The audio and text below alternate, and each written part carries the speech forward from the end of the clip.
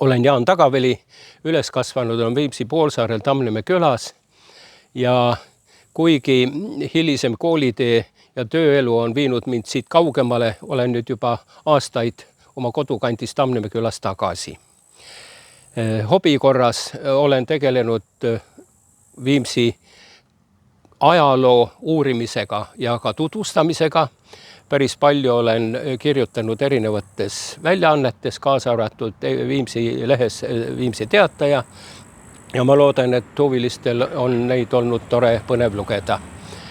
Olen ka Eesti Genealoogia Seltsi juhatuses, see on suguvõsa uurijate ühendus, ja ka Soome suguvõsa uurijate ühenduse Suomen sugututkimusseura kirjavahetaja liikmel olen aidanud kaasa sellele, et edendada kahe maa suguvõsa uurijate koostööd.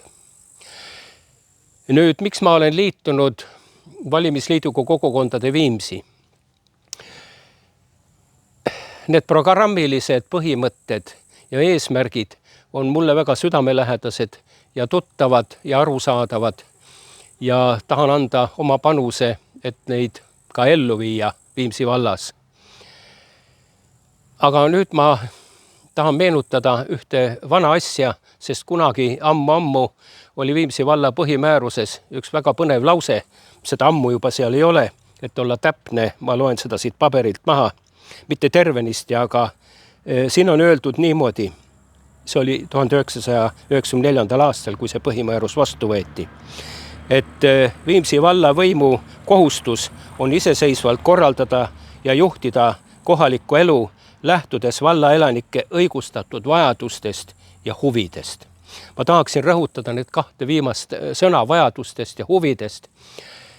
Jah, praegu ka Viimsi valla valitsus lähtub mingisugustest huvidest, aga need ei pruugi küll alati olla valla elanike huvid, sest oma huvide kaitseks paraku peavad nad liigagi tihti pöörduma kohtuvõimu poole, et saavutada õiglus.